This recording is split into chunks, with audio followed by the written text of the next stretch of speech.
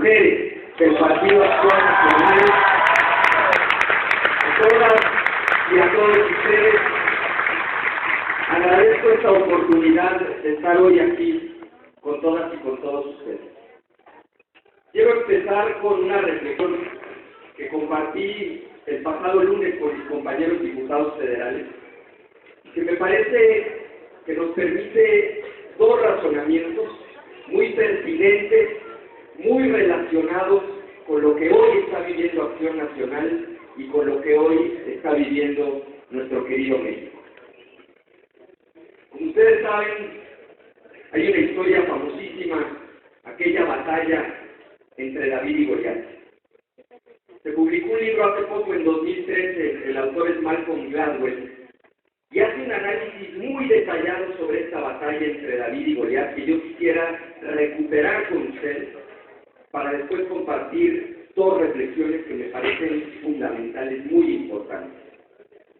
Como ustedes saben, esta batalla se llevó a cabo en lo que hoy es Israel. Si lo viéramos aquí en un mapa, en la costa este hay una gran cordillera, la zona montañosa, donde están las ciudades históricas de Jerusalén, Belén, Hebrón, y del otro lado, en la otra costa, corre todo lo largo del mar Mediterráneo. De ese lado del mar estaban los filisteos, que como ustedes saben, vienen de Creta, son marineros, y su ejército iba avanzando justamente hacia la zona de las montañas, a un punto estratégico en lo que era el reino de Israel. El rey de Israel, en ese entonces era Saúl, se da cuenta del avance del ejército enemigo y por supuesto hace también avanzar a su ejército. Y los dos ejércitos se van a encontrar en un valle, en el valle de Elá. Imagínense la escena. Cada uno de los ejércitos en la parte alta del cerro, uno de un lado, el otro del otro. Y en la parte de abajo, el valle de Elá.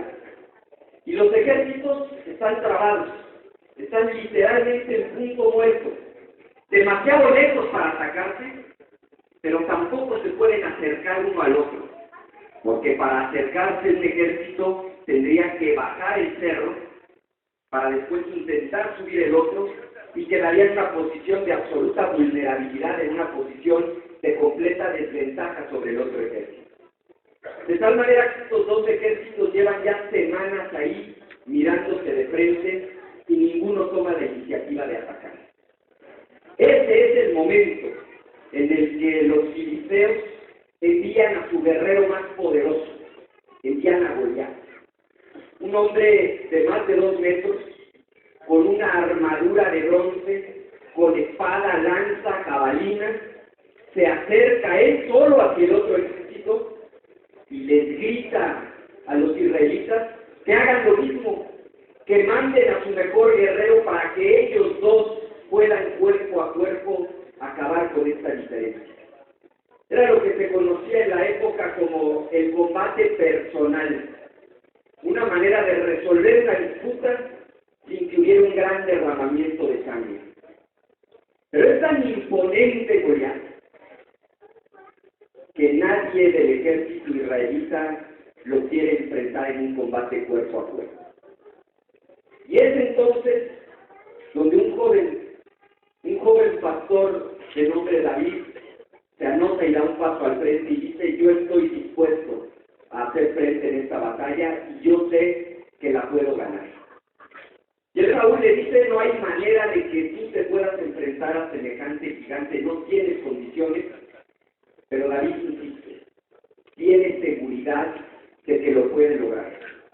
Y David no acepta que le pongan armadura, simplemente se agacha y recoge 5 piedras y las guarda en su zurrón, en la bolsita que traen los pastores. Y conforme se va acercando, Goliat, este gigante imponente, le grita: acércate, para que le pueda dar de comer su carne a las aves del cielo y a las bestias de la tierra.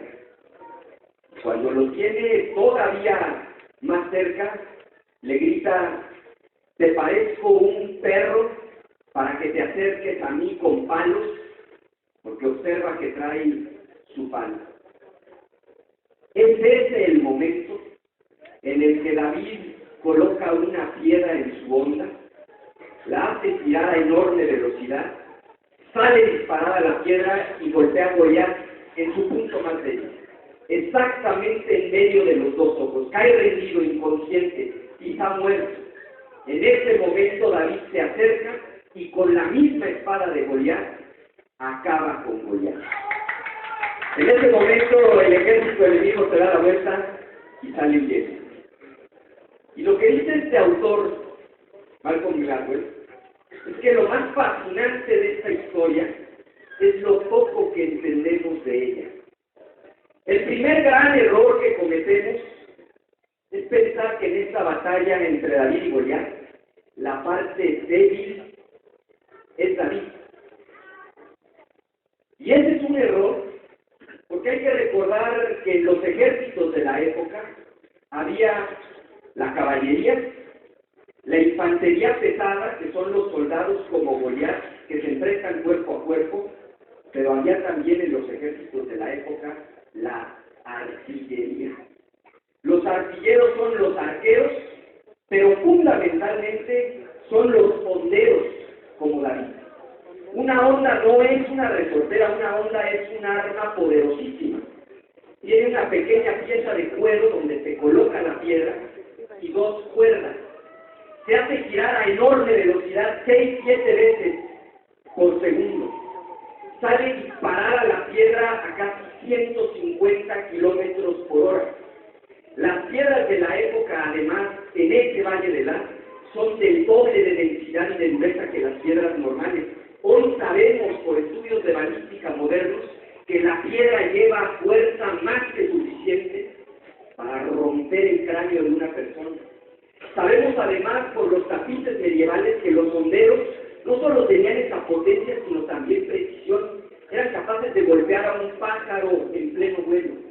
De tal manera que David sabe exactamente lo que está haciendo cuando decide enfrentar a Goliat. De tal manera que el primer gran error es pensar que David es la parte débil, y quedémonos con esta frase. El gran error es pensar que David es la parte débil porque solo trae una honda. El segundo gran error es pensar que Goliat es la parte fuerte en esta batalla. Tanto así que se ha puesto una metáfora popular decir es como una lucha entre David y Goliat, como si Goliat fuera sinónimo de fuerza y de superioridad en una batalla. Dice el texto que a Goliat lo viene ayudando un acompañante y que camina lento. Si está tan fuerte, ¿por qué requiere ayuda? Dice Goliat, ¿te parezco un perro para que te acerques a mí con palos? ¿Palos? David solo trae uno. Goliat tiene un problema serio de visión, de dos palos donde solo hay uno. Hoy hay una serie de estudios médicos que explican la probable condición de Goliat. Quizá el más famoso, escrito allá en 1960 y publicado en el Journal de Medicina de Indiana. Goliat tiene una forma de gigantismo que se llama acromegalia, lo que tienen mayoría de los gigantes.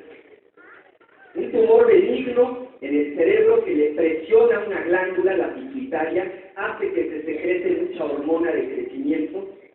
Y uno de los factores secundarios más comunes de la acromegalia es justamente no poder ver bien, tener un problema severo de visión. De tal manera que ese gigante Goliat, que a distancia parece tener enorme fuerza, en realidad, detrás de esa aparente fortaleza está la causa de su debilidad, porque Goliat padece una severa enfermedad.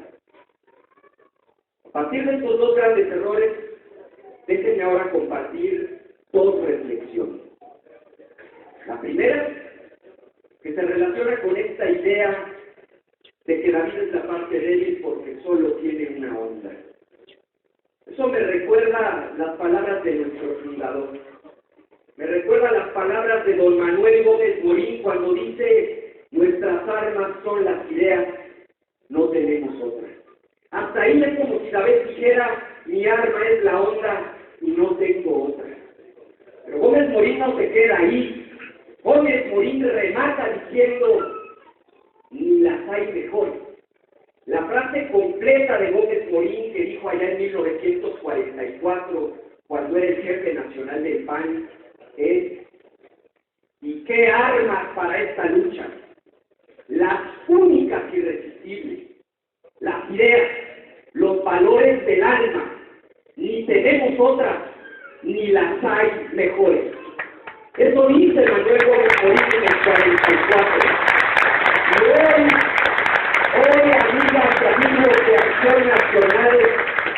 hoy, amigas y amigos de Acción Nacional, ustedes y yo volvemos a decir con Gómez Morín: nosotros no tenemos hoy presupuesto, no tenemos hoy televisiones y despensas que repartir. Hoy, como en 44, nuestras armas son las ideas. No tenemos otras, pero tampoco las hay mejores.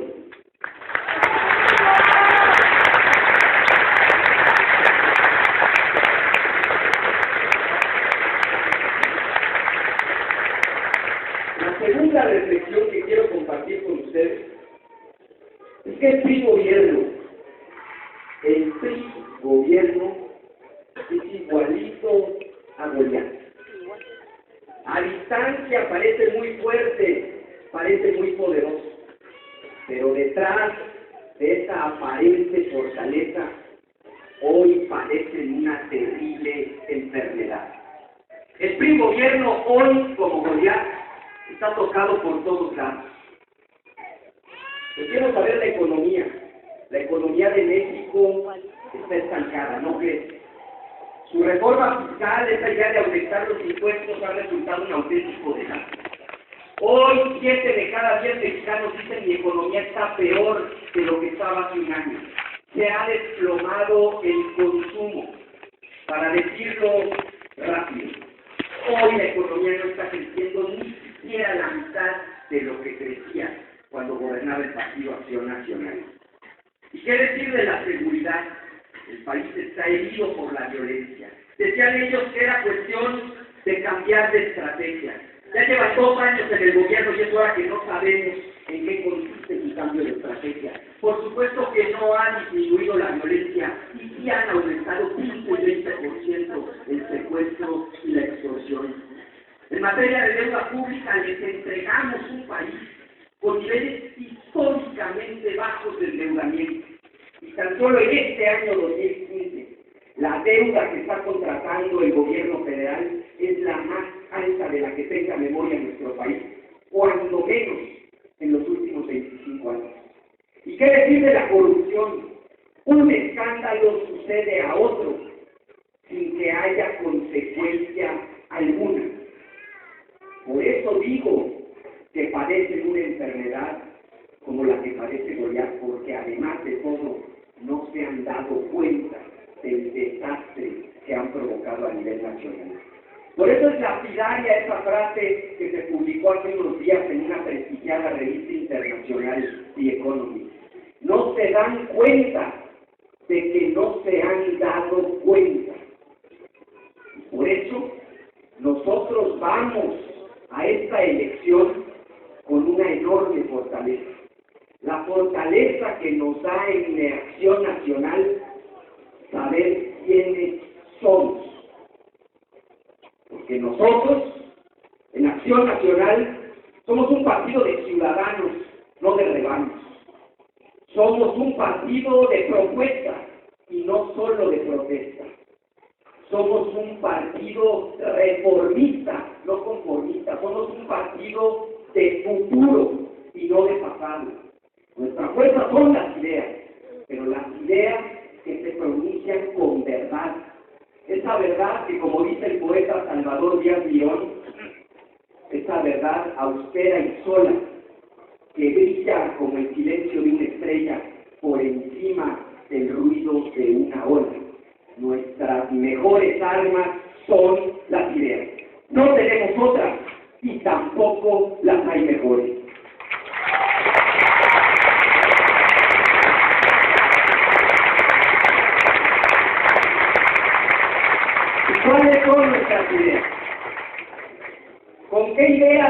a ir a ganar la elección.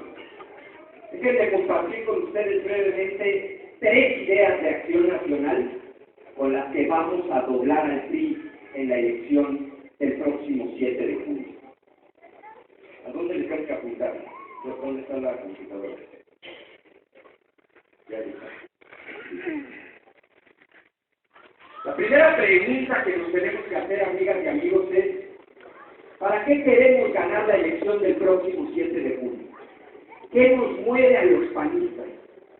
¿Cuáles son nuestras causas? Porque en el PAN no aspiramos al poder por el poder como en el PRI. Para ellos ganar la elección es ya un fin en sí mismo, para nosotros no. Nosotros tenemos razones y motivos. Sabemos por qué queremos ganar la próxima elección. Primera razón, queremos corregir el rumbo del país porque el PRI y sus gobiernos están haciendo pedazos la economía, abusando de la deuda pública. Nosotros sí tenemos memoria. Ahí están las caras de los expresidentes priistas, uno tras otro. Todos abusaron de la deuda pública y quebraron al país. Echeverría, López Portillo, de la Madrid, Salinas, Ernesto Zedillo. La historia se repitió uno tras otro. Déjenme poner un solo ejemplo. El año 1981 el presidente era López Portillo. ¿Cuántos ingresos tuvo el gobierno ese año? 1.500 millones de pesos. Ese fue el total de ingresos del gobierno federal. ¿Y cuánto gastó el gobierno de López Portillo? Uno diría, pues eso, 1.500. Si ingresan 1.500, pues hay que gastar 1.500. Pero ¿cuánto creen que gastó al más puro y duro estilo priista ese año López Portillo? El doble, 3.000 millones de pesos. Y ustedes dirán, pero ¿cómo? La economía de un país es como la economía de una casa.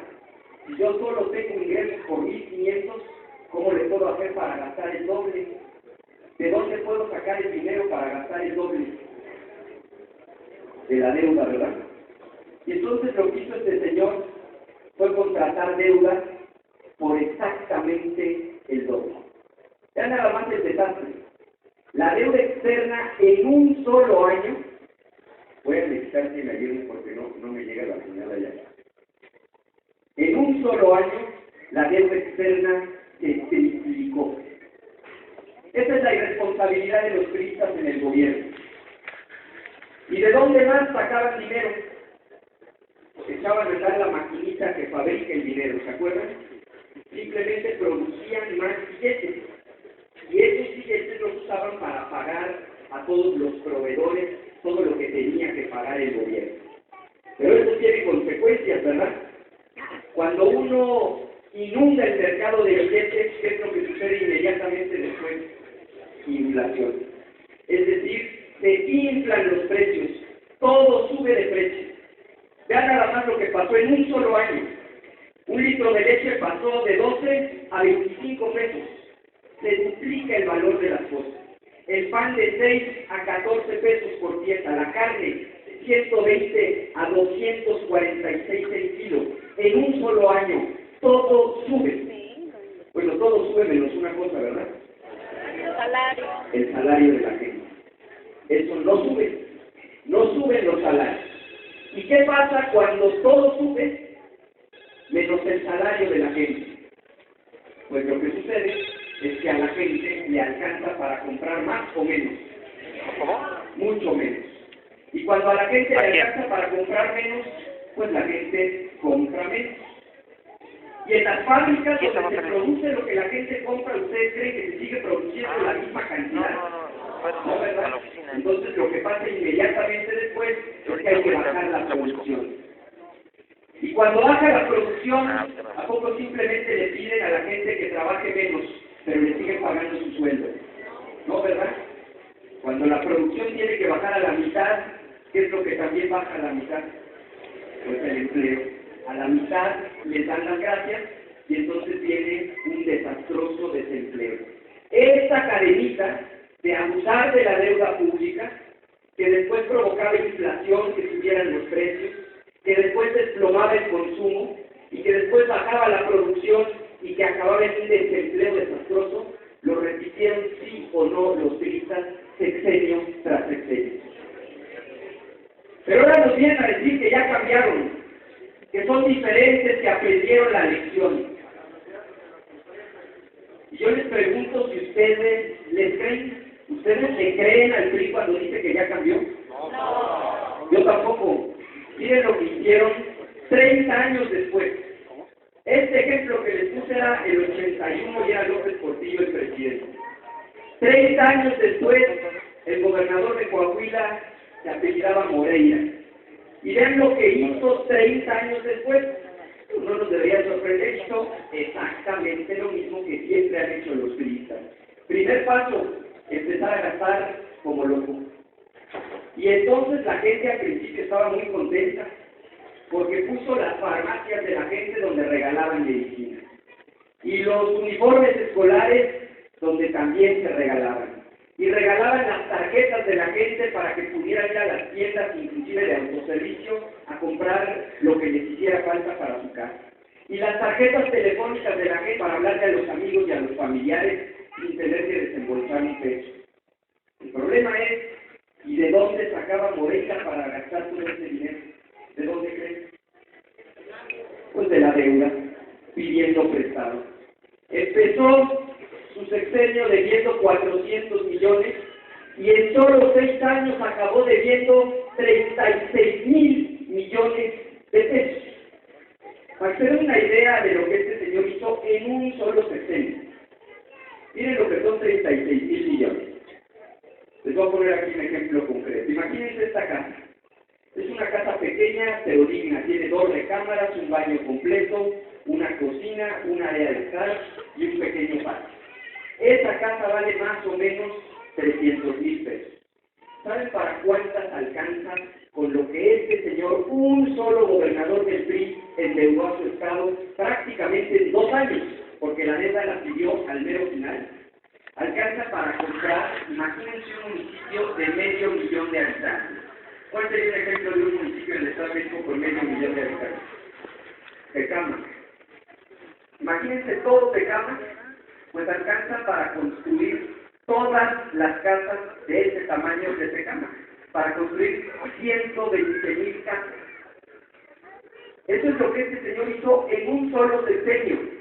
Y no estoy hablando de 1981, estoy hablando de algo que acaba de pasar apenas en 2011. Y estaban tan orgullosos de él los priistas, que ¿qué puesto le dieron? Presidente nacional del PRI. Es como el trofeo. Este es nuestro modelo de gobernador. Irresponsable, que abusa de la deuda pública, que no le importa lo que pase con el Estado en el futuro, que nada más piense en el ahorita. Así le dieron el cargo. Y después dijeron, también hay algo de eso. Y después dijeron, pues no estamos satisfechos nada más con haberlo hecho presidente del PRI, que en su lugar se quede su hermano. Pues resulta que el actual gobernador es el hermano. Y claro, en Coahuila tienen una técnica muy similar a la del Estado de México. Todos los años hay elección. Y cuando hay elección de diputados locales, solo se vota por los diputados locales. Ellos saben que a la gente, cuando solo hay elección de diputados locales, y cuando a la gente la tienen cansada porque todos los años hay elecciones, ¿qué creen que pasa? Que sale muchísima gente a votar o que salen bien poquitos a votar.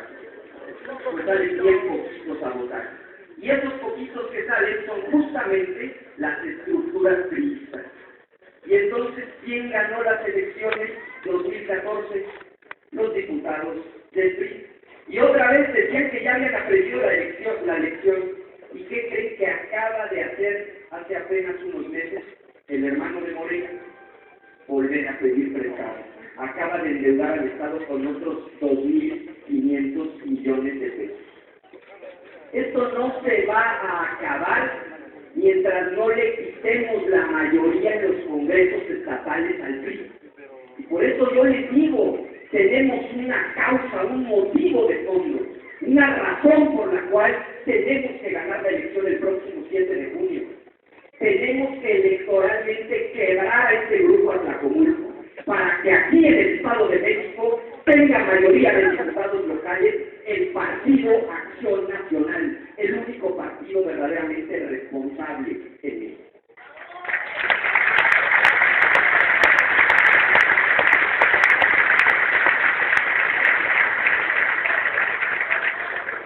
Pero también necesitamos ganar la Cámara de Diputados a nivel federal. Porque lo que está haciendo el gobierno federal priista, va a sonar exagerado, pero se lo voy a demostrar, es muchísimo más grave que lo que hizo Morena. Este gobierno federal priista está haciendo algo más grave que lo que hizo Morena. Miren los datos. La deuda pública a nivel federal de todos los estados y municipios del país juntos, toda la deuda de Coahuila, incluyendo los 36,000 millones, toda la deuda del Estado de México, la de Coahuila, la de Nayarit, la de los estados más endeudados, que casualmente todos los más endeudados, ¿por quién crees que son gobernados? Por el PRI. Entre todos los estados y municipios, la deuda es de 483,000 millones de pesos. Es mucho. Pero ¿saben cuánto está pidiendo prestado este gobierno federal priista? Solo para el año 2015. Claro que con el voto en contra del PAN, Lupita, Juan Carlos y yo votamos en contra de esto. Pero estos señores tienen mayoría en la Cámara de Diputados. Y con su mayoría, solo para este año, ¿saben cuánto está pidiendo prestado el gobierno federal? Está pidiendo casi 600,000 millones de pesos. Solo este año, más que lo que deben juntos todos los estados y municipios del país acumulados. Entonces, que no nos digan que no vamos hacia el despeñadero, porque lo estamos viendo venir. Ya conocemos esta historia y no queremos regresar al pasado. Por eso yo les digo, tenemos que ir a la elección del próximo 7 de junio a decirle a la gente lo que está pasando, a explicarle a los ciudadanos por qué es importante votar por el PAN y por qué el PAN quiere ganar las próximas elecciones. Tenemos que ganar el próximo 7 de junio para poner un alto a este endeudamiento abusivo que va a llevar a México al despeñadero.